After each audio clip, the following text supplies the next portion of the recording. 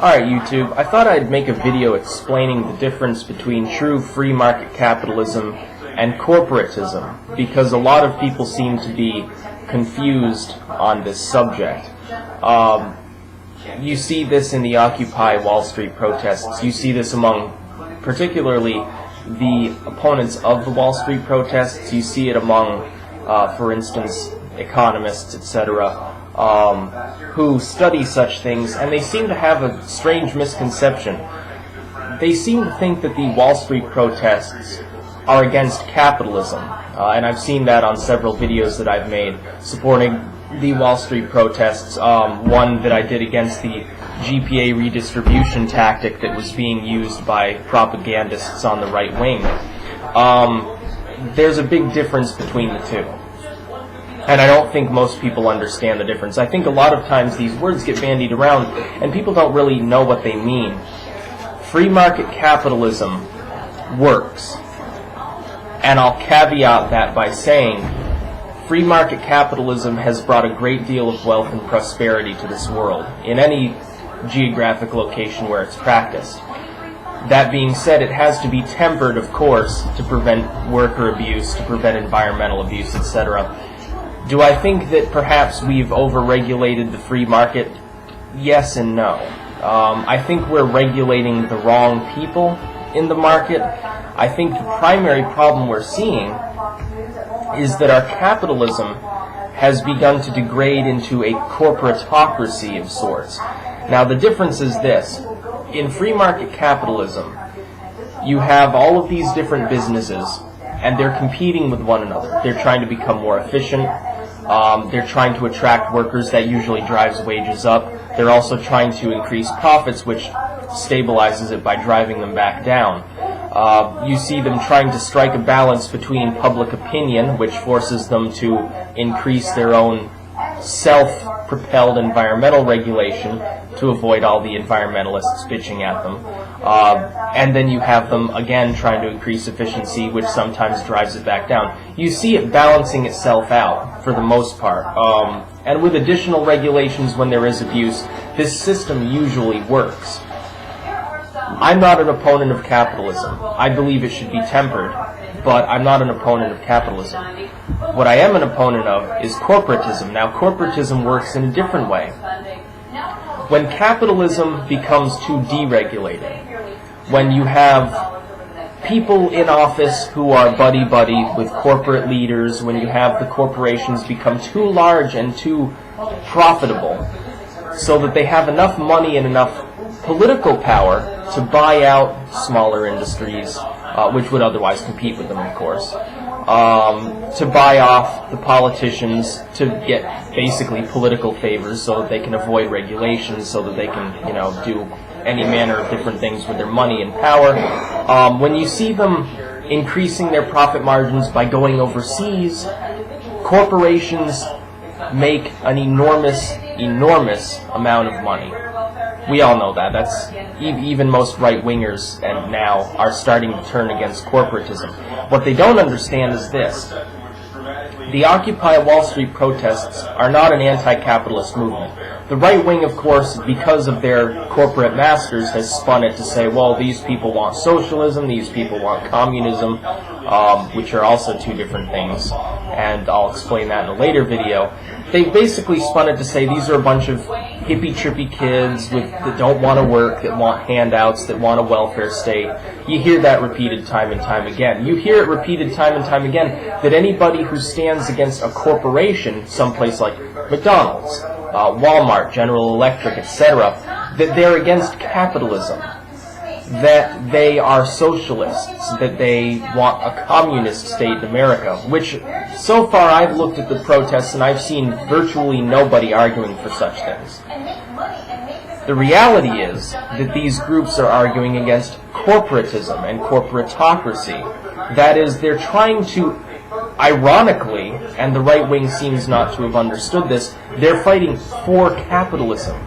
They're fighting for the same balanced capitalism which worked in this country very well and increased our economy many, many times over for the last few decades. You've seen it since the end of the Great Depression. Balanced capitalism has dramatically increased the quality of life in this country. It's taken us from a world power to the world power by providing the level of jobs and the level of skills available to people that are necessary to propel a very, very large, very, very powerful economy. Ironically, and I almost hate to say this, because some people will label me a Marxist for even alluding to what Marx said. Marx predicted that a dying capitalism, or a capitalism not necessarily dying outright, but a capitalism which was out of balance, which no longer respected the rights of the workers, the environment, etc., that a dying capitalism in this manner would turn into a monopolistic system. And you can read his work and, whatever. You don't have to read it. Just, you can find it out from anyone else. In such a system which becomes monopolistic, large corporations are no longer experiencing competition. Nobody can compete with Walmart. Nobody can compete with the larger corporations because, number one, they drive down the wages, so that increases their profits. Number two, they use a limited amount of their financial resources to lobby Congress, to lobby presidents, to lobby bureaucratic groups, and to get political favors so that they don't have to compete as hard. Number three, they put some of their jobs overseas, sometimes many of their jobs overseas, which is ironically harming our economy while driving their profit margin up because they can then re-import their own goods and sell them for a much lower price. A mom-and-pop bookstore cannot compete with Barnes & Nobles because Barnes & Nobles can afford to create its product at such a lower rate. The problem is, here's the problem. There's nothing wrong with selling a cheaper, more efficient product. As long as it's still worth buying, people will buy it. When you put the jobs overseas and you use political favors in order to propel your wages even lower, it is impossible for other businesses who have not yet achieved that level to compete with you. Can you name the problem with this system? The problem is it squashes competition. Competition is the basis of all capitalist free markets. Competition is what drives progress, it's what creates jobs, it's what creates higher wages, it's what creates all of the money that's used for all of the programs in the United States that we currently have, which helps the poor, ironically, as much as it helps the businesses. Right now you've got a corporatocracy. It no longer functions in that same way. You've got a few very large corporations doing all of the heavy work. They've got most of the jobs. They've got most of the money. They've got most of the politicians in their pocket, and nobody can do anything about it because there's nobody else large enough. Even if all of the small businesses in America were to pool together all of their resources, it wouldn't equal that of the corporations pooling their resources together, even though there are many, many more small businesses than there are large corporations. It's destroying capitalism. We've gone from a capitalist state to a corporatist state. What the Occupy Wall Street protests are about is increasing the competition level for corporations to try to regulate them, because it's obvious right now, yes, we are over-regulating certain aspects of business. We're not over-regulating corporations. There are large corporations in this country that pay no taxes. They don't pay a penny into our economy. What they do pay is they pay a huge amount of money to third world countries where they can then hire workers for pennies on the dollar. Thus, their prices fall. Thus, they re-import them. They have to pay a little bit to import their products back into the United States, but then they can sell them for half as much. And there are no small businesses which can compete. So people are forced between buying these cheap products, which is all they can afford because, again, it feeds back into this loop-like system.